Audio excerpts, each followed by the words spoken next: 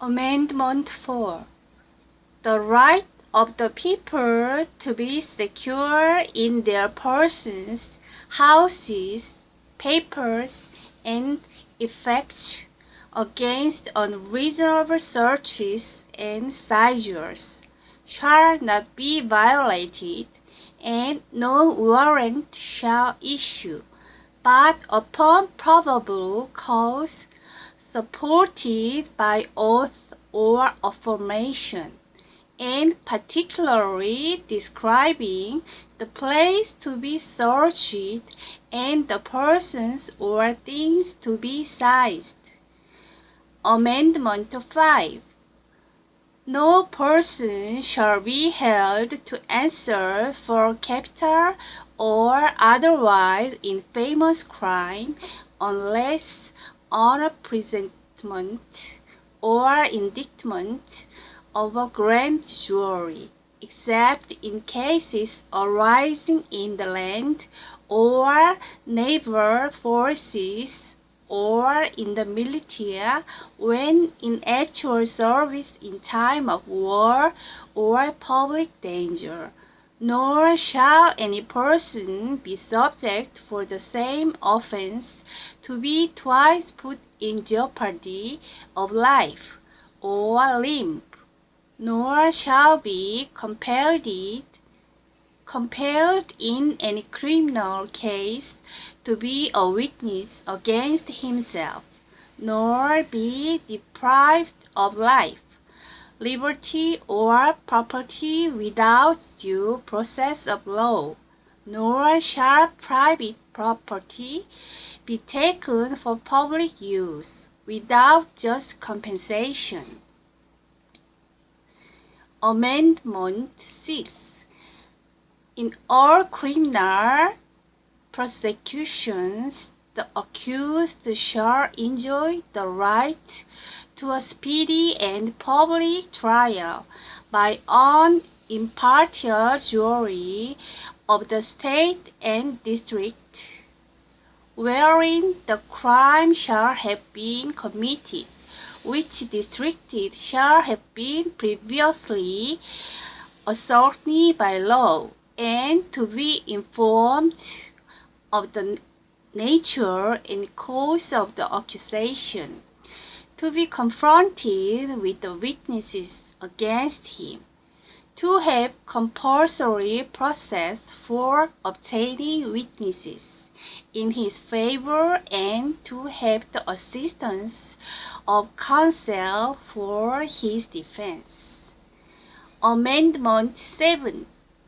In suits at common law, where the value in controversy shall exceed $20, the right of trial by jury shall be preserved, and no fact tried by a jury shall be otherwise re-examined in any court of the United States than according to the rules of the common law.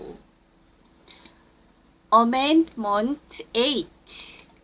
Excessive bail shall not be required, nor excessive fines imposed, nor cruel and unusual punishments inflicted. Amendment 9. The enumeration in the Constitution of certain rights shall not be construed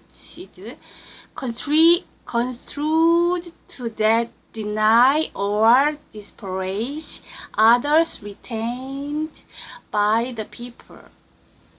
Amendment 10.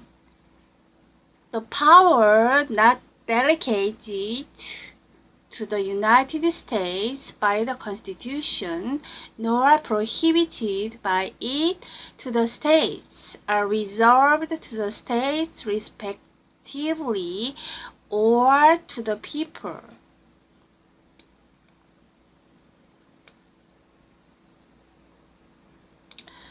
Amendment 11.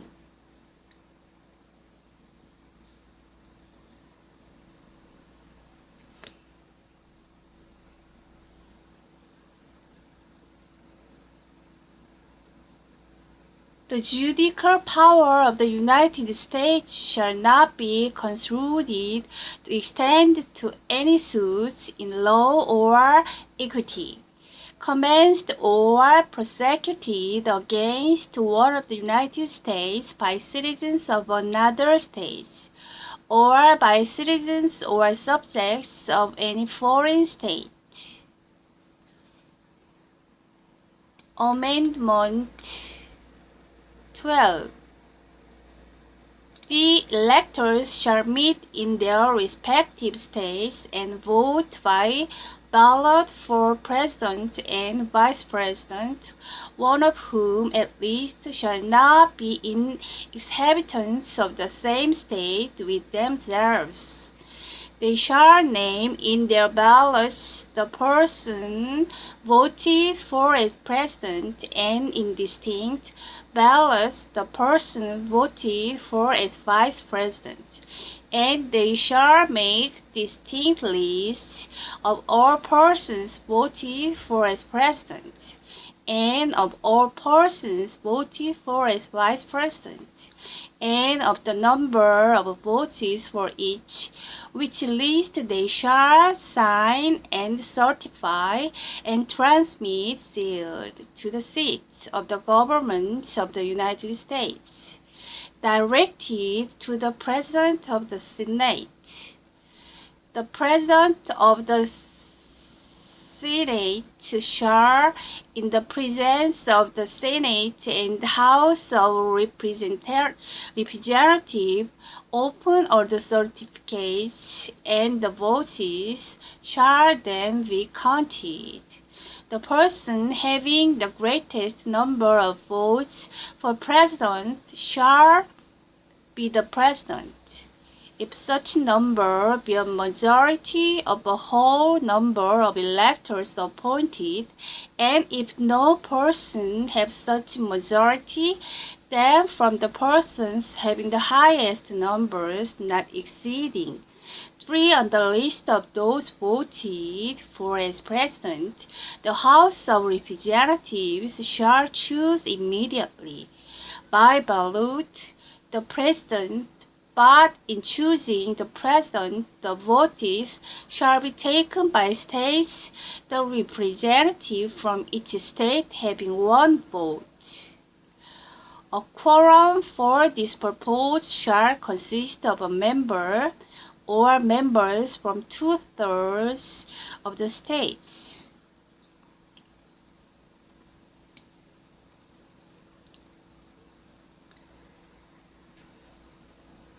Again, Amendment 12.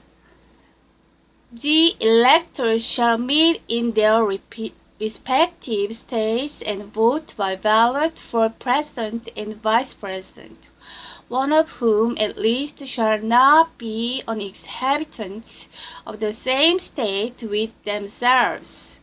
They shall name in their ballots the person voted for president, and in distinct ballots the person voted for vice president, and they shall make distinct lists of all persons voted for as president, and of all persons voted for as vice president, and of the number of votes for each, which list they shall sign and certify and transmit sealed to the seat of a government of the United States, directed to the President of the Senate.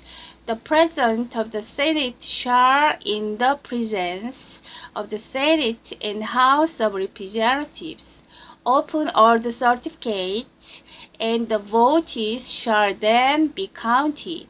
The person having the greatest number of votes for president shall be the president, if such number be a majority of the whole number of electors appointed, and if no person have such majority, then from the persons having the highest numbers not exceeding 3 on the list of those voted for as president, The House of Representatives shall choose immediately by ballot the President, but in choosing the President, the votes shall be taken by text. The representation from each state having one vote, a quorum for this purpose shall consist of a member or members from 2/3 of states, and a majority of all the states shall be necessary to a choice. And if the House